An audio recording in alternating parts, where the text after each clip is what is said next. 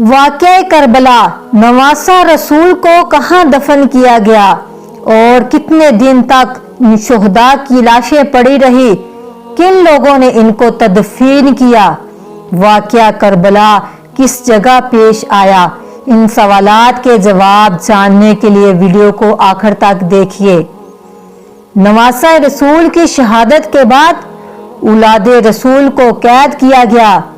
नबी की बेटियों को बेपर्दा करके शाम की तरफ ले जाया गया। आगे आगे फौजे याजीद नाचती हुई जा रही हैं और पीछे पीछे रसूल अल्लाह सल्लल्लाहु अलैहि वसल्लम की बेटियां नवासियां कैद होकर बेवारस बेयारों मददगार होकर चल रही हैं और यजीद की फौज के हाथों में तमाम शहीदों के कटे हुए सर थे। वहां बगैर सर के जमीन पर लाशें बिखरी हुई थी। तारीख ने कह दिया, बगैर कफन और दफन के 3 दिन तक रसूल अल्लाह सल्लल्लाहु अलैहि वसल्लम के खानदान की लाशें जमीन करबला पर बिखरी पड़ी रही। बस 13 मुहर्रम 21 हिजरी को जब आस पास के लोगों ने ये मालूम किया कि फौज का पहरा कम हो गया है, चलो नहरे फरात से पानी भरकर आते हैं, उन्होंने फरात की तरफ रुख किया।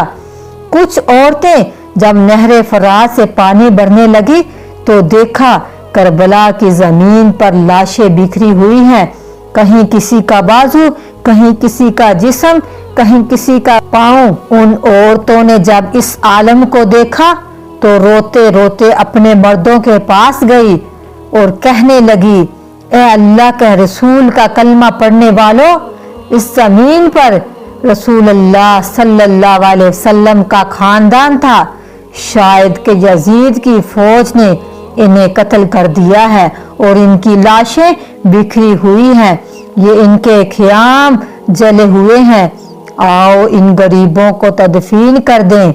उन मर्दों ने कहा, क्या पागल हो गई हो, इनको यजीद ने कत्ल किया है, अगर हम इनको दफन करेंगे तो कहीं ऐसा ना हो कि यजीद हमारा भी दुश्मन बन जाए, छोड़ दो, कोई और आएंगे तो इनको दफन कर देंगे।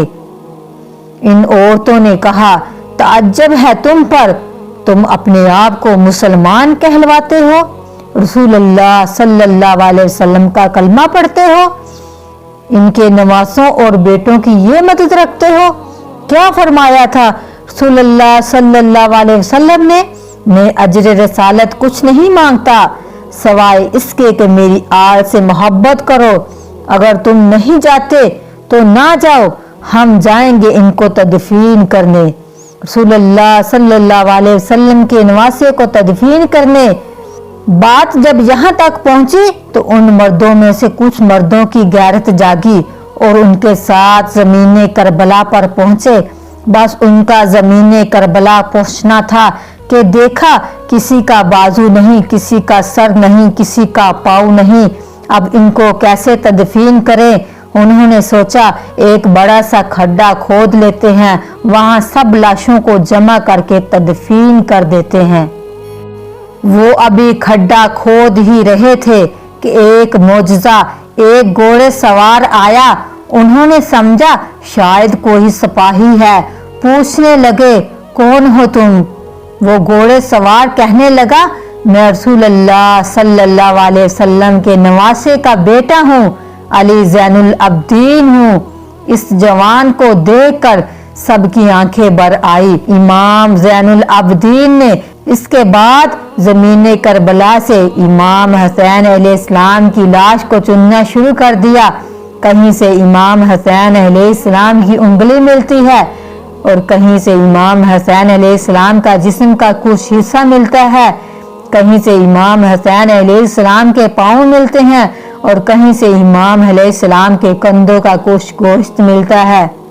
इनका बेटा इमाम हसैन अलैहिस्सलाम के टुकड़ों को जमा करता है, एक जगह जमीन पर खड्डा खोदकर वहां तदफीन कर देता है और इनके साथ ही अपने भाई अली अकबर और अली असगर को भी तदफीन कर देता है और बाकी सब लाशों को एक बड़ा सा खड्डा खोदकर वहां तदफीन कर दिया जाता है।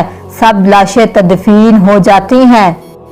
जब सारी लाशें तदफीन हो चुकी होती हैं तो किसी ने कहा, एक लाश रह गई है, ये कोई बुरा सहाबी है, उनको हमने तदफीन नहीं किया। वहां इमाम सज्जाद रो पड़े और फरमाने लगे, ये हबीब इब्ने मज़ाहर है, ये चाहता था कि इसकी लाश उस जगह दफन हो जहां जब भी कोई इमाम हसैन अलैहिस्सलाम के पास आए तो इनको सलाम करके आए। फिर आपने जनाब हबीब को भी तदफीन कर दिया। इसके बाद लोगों ने कहा, अब तो कोई लाश नहीं रह गई। इमाम सज्जाद ने फरमाया, आओ नहरे फरात की तरफ चलते हैं। अब वो जाने ही लगे थे कि एक बाजू नजर आया और थोड़ा आगे बढ़े, दूसरा बाजू नजर आया। जब थोड़ा आगे बढ़े तो अब्दुल फजल अब्बास की लाश नजर आई। जनाबे गाजी को भी इसी जगह तदफीन कर दिया गया जहां वो घोड़े की ज़ैन से जमीन पर उतरे थे। अब कब्र अब्बास और कब्र हुसैन अलैहिस्सलाम एक दूसरे के आमने सामने हैं। सलाम हो रसूलुल्लाह सल्लल्लाहु अलैहि वसल्लम के फर्जंदों पर, सलाम हो इन शहीदों पर जिनकी लाशें 3 दिन तक पड़ी रही। इस्लामी मालूमात के लिए चैनल को सब्सक्राइब जरूर करें। अल्लाह में अमल की तौफीक अता फरमाए।